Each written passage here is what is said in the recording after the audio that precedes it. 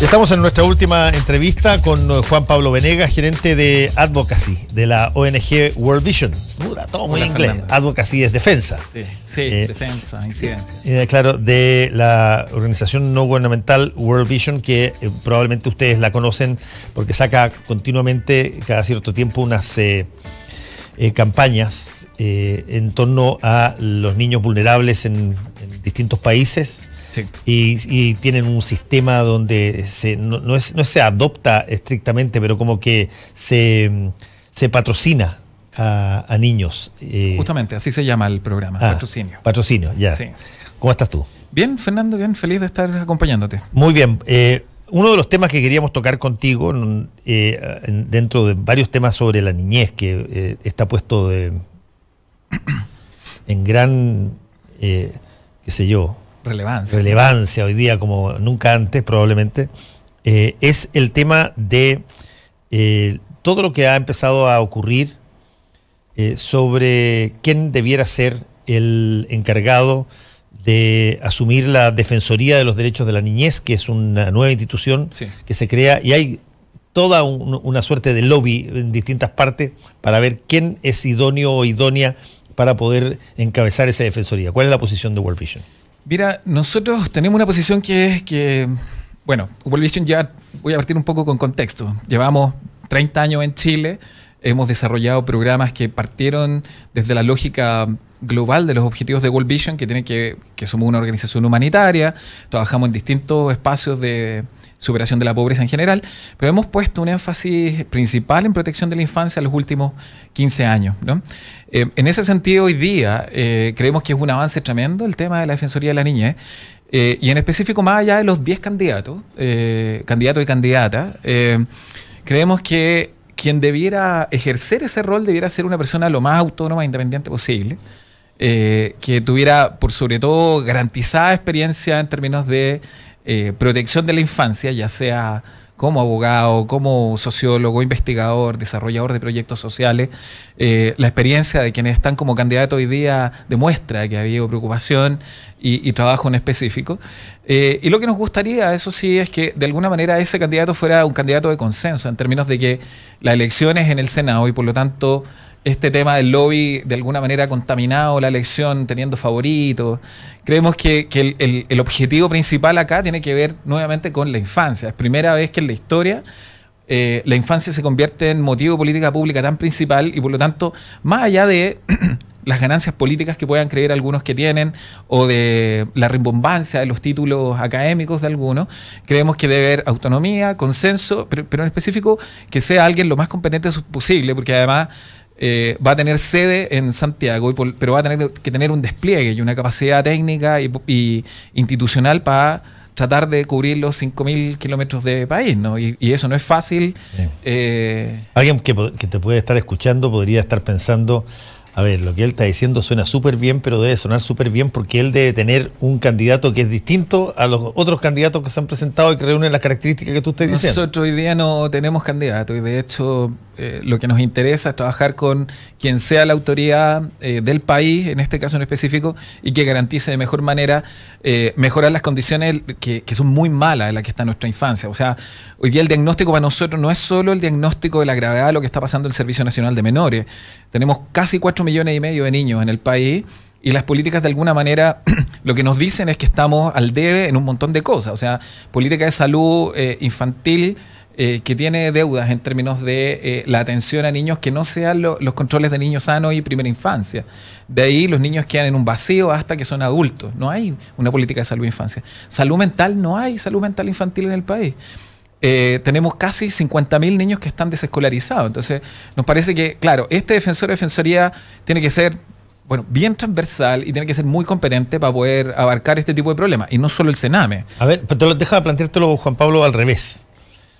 ¿Cuáles son las características que no debieran ser las de alguien que asumiera este tipo? Por ejemplo, ¿tiene que tener, me imagino yo, competencias previas en el tema de la infancia?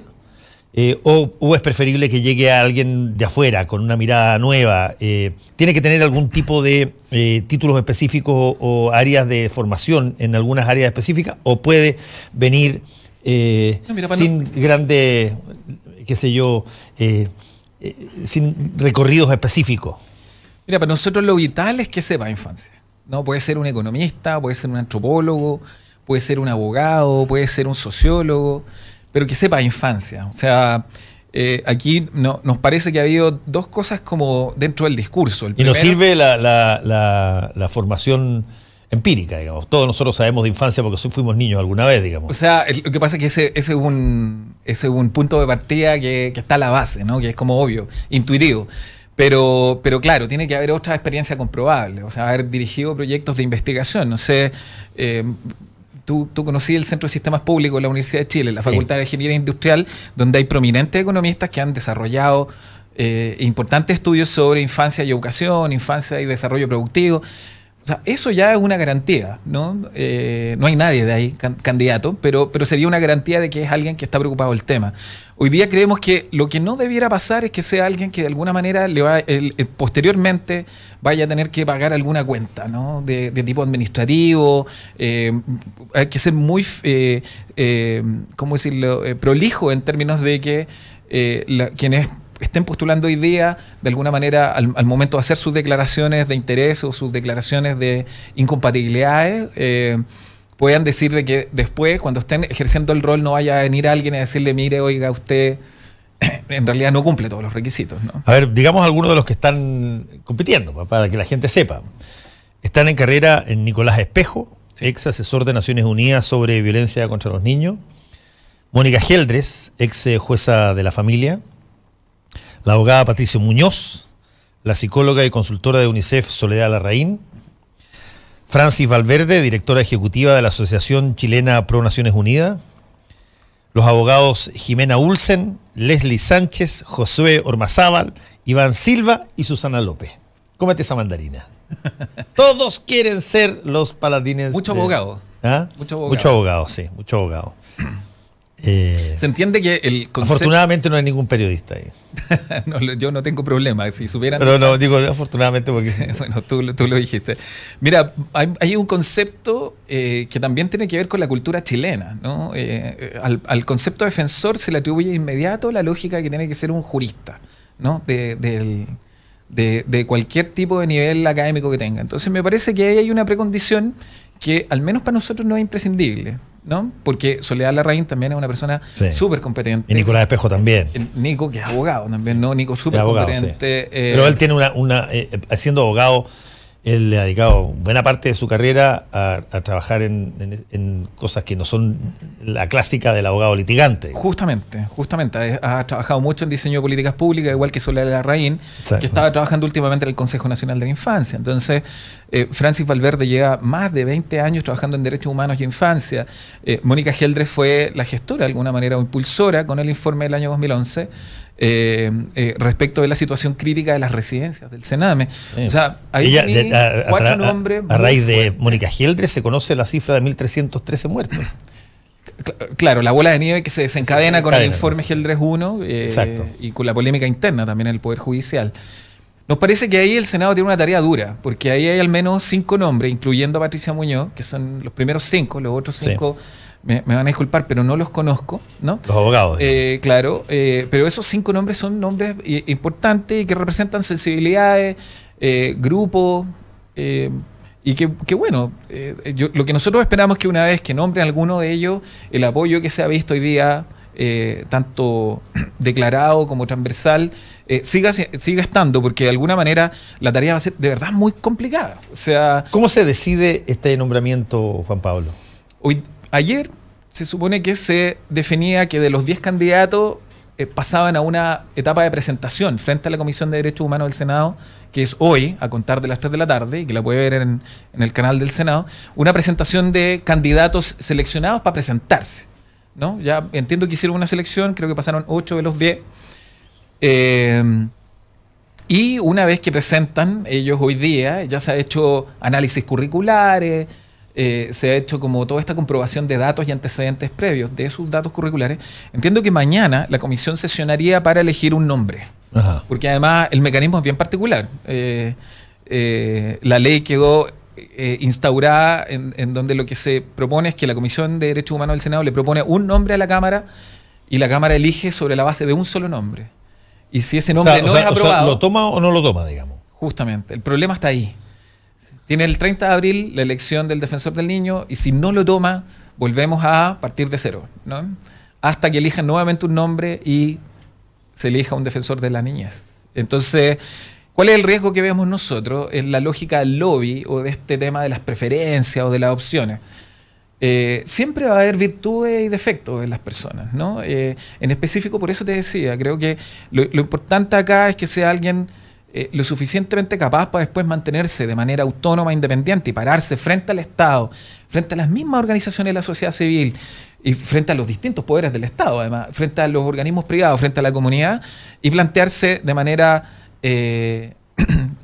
garante, de manera empoderada, sin tener que de alguna manera ceder, transar en función del objetivo principal, que es el interés superior del niño y la defensa de los derechos del niño.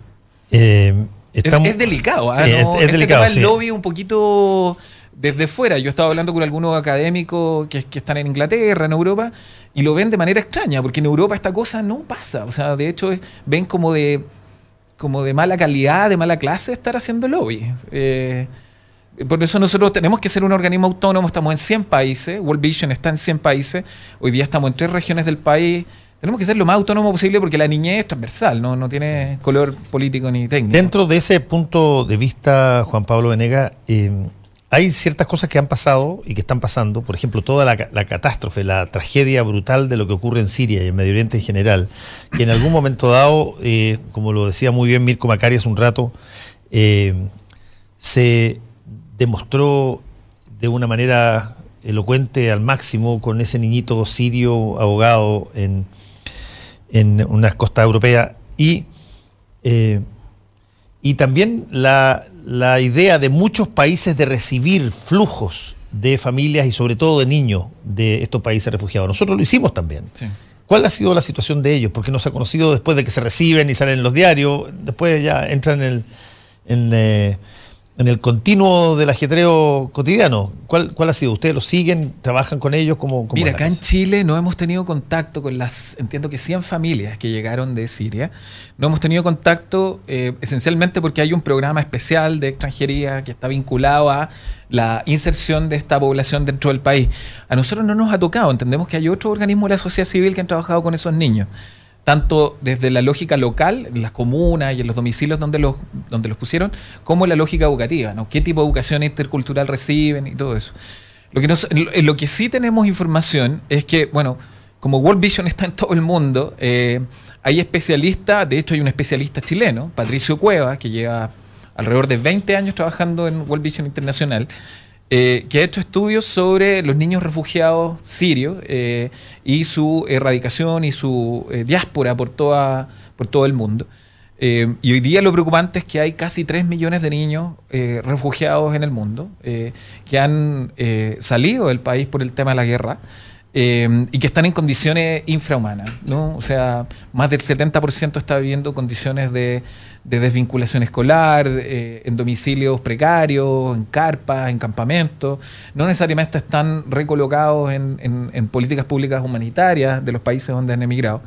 Y claramente la situación es desastrosa. O sea, creemos que, bueno, está claro que las guerras son claramente el desastre que genera las principales crisis humanitarias del mundo. Sí. Y en ese sentido lo que ha estado haciendo World Vision, no en Chile, pero sí en el mundo, y particularmente en Siria, Líbano, Jordania, que es donde están la mayor cantidad de refugiados hoy día, es trabajar con ellos distintas cosas, desde cuestiones asistenciales básicas como proveerlos de agua, de proveerlos de alimentación y proveerlos de recreación, ¿no? Que es un derecho básico de los niños, aún en contexto de guerra. Es también tratar de levantar sus demandas en términos de protagonismo. Y acabamos de hacer un informe mundial el año 2017 que se llama Más allá de la supervivencia, en donde de alguna manera lo que se presenta es hacer un diagnóstico de la grave situación de estos niños sirios, ¿no? O sea, claramente la preocupación que tenemos hoy día en Chile con los temas de violencia nos mantienen muy conectados y preocupados de lo que pasa con nuestros niños, ¿no? En Chile hay 4,5 millones de niños y el 70% de alguna manera está sujeto a algún episodio de violencia. nos estamos vinculando con los niños sirios sobre la base de que la campaña internacional de World Vision ha detectado que hay casi 3 millones de niños y donde el 70% de ellos viven en condiciones humanitarias muy graves, ¿no? Hoy día, lamentablemente, en Chile no hemos tenido contacto con las familias que llegaron, entiendo que hace 2 años ya casi. Sí. Y lo único que hemos diagnosticado es que la situación no ha sido fácil, que no ha habido de alguna manera el cumplimiento de todos los compromisos que había con ellos en términos de inserción, tanto laboral como de otro tipo, y lo único que hemos visto en los medios es claramente las demandas de algunos de ellos por mejores condiciones o el cumplimiento de esos compromisos. Déjame hacerte una pregunta que tiene que ver con eso. Los niños, cuando son recibidos como refugiados, ¿tienen una mayor adaptabilidad al entorno nuevo que sus padres? Porque uno supondría que eso es así, porque ingresan rápidamente al circuito escolar, aprenden idioma más rápido, y por lo tanto ahí se produce una situación que no va necesariamente aparejada con lo que ocurre con los papás. Sí, justamente, y eso está basado en evidencia y tiene que ver con la psicología del desarrollo. Los niños son mucho más adaptables. Los procesos de aprendizaje son mucho más rápidos en las etapas más tempranas, pero por lo mismo también, y para que la gente lo entienda, no es que sea una precondición o un defecto, por lo mismo además también son más vulnerables, ¿no? Son sujetos por los cuales hay que tener más cuidado en términos del tipo de trato que se les da, del tipo de condiciones educativas, de que las condiciones de inserción también sean asistidas de buena manera, porque lo que pase en tu primera infancia y lo que pase hasta tus 12 años conforma de alguna manera tu identidad adulta posteriormente, y por lo tanto, claro, más allá de la ductibilidad, de esto que se ve como una gran cualidad que tienen los niños, que es como adaptarse rápido, aprender más rápido, también es un motivo de preocupación en términos de que eso lo hace más vulnerable a ser sujetos de vulneraciones, de maltrato, de daño por adultos o por otros niños, ¿no? Déjame hacerte una pregunta que no sé si responde, pero te pongo un ejemplo. El colegio, creo que es privado, República de Siria, que queda en Ñuñoa, me acuerdo que he pasado varias veces por ahí, ¿recibe niños sirios? No tengo idea, no lo sé, te mentiría, no, de verdad no tengo idea. Yo tampoco, pero deberíamos preguntarle. Se me ocurre, quizá podría ser probablemente uno de un colegio particular ese. Probablemente tengan algún grado de cooperación y la desconocemos, porque otra cosa interesante que pasa con algunas de las agrupaciones internacionales o también con quienes migran es que no necesariamente están publicando todos los días cuál es el bienestar que le provocan a sus países de origen, ¿no? Lo que generan como para sus países de origen. Probablemente lo hagan, ¿no? Yo no lo sé, lo digo porque uno tendería a pensar que serían probablemente, quién sabe cómo son las situaciones en términos de la colonia acá con lo que pasa en Siria, pero uno tendería a pensar que esos son unos receptores naturales. Claro, agentes principales o protagonistas. De verdad no lo sé. Te mentiría si te digo que algo. Bueno, se tiene que decidir este cargo de defensor del niño. ¿Quedan ustedes conforme con las atribuciones y las cosas que puede hacer la Defensoría de la Niñez? ¿Qué puede y qué no puede hacer?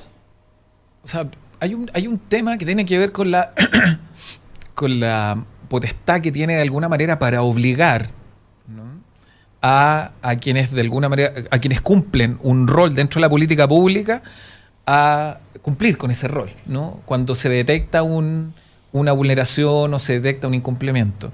Creemos que ahí hay ciertas debilidades y que va a haber un proceso como de adaptación en términos de que lo más probable que pase es que frente a un defensor, frente al defensor o defensora que en algún momento detecte que hay un sinnúmero de colegios que están incumpliendo el derecho a la educación y la tramitación se tiene que hacer probablemente ante la nueva educación pública o frente a los municipios, las direcciones educacionales municipales, dependiendo del actor va a ser más complejo el tipo de respuesta.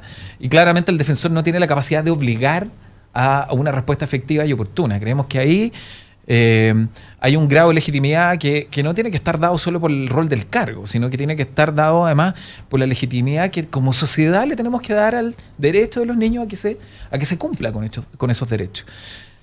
Por ejemplo, déjame Nos pasa en salud, por ejemplo. Yo creo que lo más grave hoy día pasa en salud. Si tienes un niño, si tu hijo o hija no tuviera, no sé, la posibilidad, tú no tuvieras la capacidad para poder pagarle un psicólogo infanto-juvenil, un psiquiatra infanto-juvenil, y tuviera que recurrir a la red de salud pública hoy día, la capacidad de respuesta que tiene el Estado es bien baja, poco oportuna, y la calidad, uno podría decir, claro, puede haber mucha calidad, especialistas de muy alto nivel, pero que son poco accesibles. Hay un diagnóstico que yo al menos no he logrado validar con nadie de las autoridades de salud, que dice que en Chile solo hay 180 psiquiatras infantos juveniles, ¿no? Para atender a casi 4,5 millones de población menor de edad. Entonces, yo diría que ahí el defensor va a tener un... ¿130? 180. 180. Especialista psiquiátrico en infancia y adolescencia. Entonces, poco se ve, ¿eh? Poquísimo.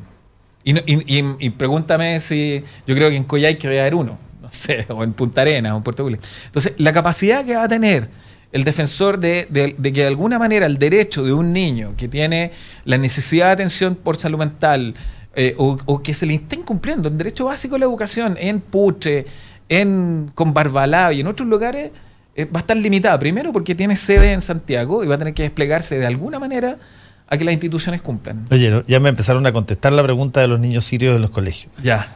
Joaquín Galeno me dice, primero dice que no es privado, sino que dependiente de la Municipalidad de Ñuñoa. Gracias, Joaquín. Cubas dice, efectivamente en el Colegio República de Siria Municipal sí recibe y tiene varios alumnos sirios. Adicionalmente tiene un alto nivel de excelencia en el colegio. Y Cristiano Teiza me dice, muchos de los sirios refugiados llegaron a Villa Alemana. El mes pasado en el noticiero regional salió que la municipalidad les regaló bicicletas para transporte. Así que, bueno, por lo menos dice, hay una persona, Cubas, dice que sí, que recibe y recibió a varios niños sirios el Colegio República de Siria de Ñuñoa, municipal, y Cristian dice que están muchos de ellos en Villa Alemana y que por lo menos hubo un noticiero ahí que... Claro, lo que uno esperaría y en ese caso es que hubiera un gerente de inserción, ¿no? Que hubiera como, así como tuvimos un delegado especial para desastres naturales, tuviéramos un delegado especial de migración en el caso de esta colocación de estas familias sirias. Lo que te decía respecto al defensor, el defensor debiera preocuparse, por ejemplo, de la situación de esos niños sirios. Por supuesto. ¿No? Entonces, estamos contentos porque primero la institucionalidad va a venir a cambiar harto de la lógica de cómo el Estado, los privados, las personas, la ciudadanía en general se relaciona con la infancia. Pero en particular el desafío es tremendo. O sea, imagínate, Fernando, que te digan, mire, usted va a tener su oficina aquí en Santiago, en Providencia, pero cualquier cosa que pase no sé, en Cerro Castillo, ¿no? En el sur, al lado de Puerto Natales, va a depender de que si un niño le vulnerado el derecho, usted también va a tener participación y va a tener que estar involucrado en ese caso. ¿Cómo llegáis allá? Entonces, el defensor o la defensora va a tener que tener una capacidad de generar mucha alianza y vamos a tener que además darnos cuenta como país de que si invertimos en prevención y promoción ahí con los niños, vamos a estar haciendo la pega. Al final de los finales, Juan Pablo Venegas, todo se reduce al mismo aforismo clásico gringo. Pon la plata donde tienes la boca. Si es que efectivamente a la Defensoría de la Niñez, como a otras instancias que se han creado, como todo lo que se hace gárgaras respecto de la ciencia, y a la hora de asignar recursos para que efectivamente el defensor de la niñez pueda hacer lo mejor posible, sea el más capacitado de todos porque tiene los recursos para poder, entre otras cosas, tener oficinas con conexiones en línea y todas las cosas. Si es que no es así y solamente se nombra una oficina y se le pasan las cosas para que básicamente haga más burocracia, la situación no cambió mucho. O sea, el defensor no se le puede exigir que él de alguna manera, de un paraguaso, de aquí a 6 meses logra resolver la situación de vulneración del país. Y va a tener la exigencia de que no se va a preocupar solo ese NAME, ¿no? Sino que todos los niños del país. Eso es lo que esperamos, ¿no?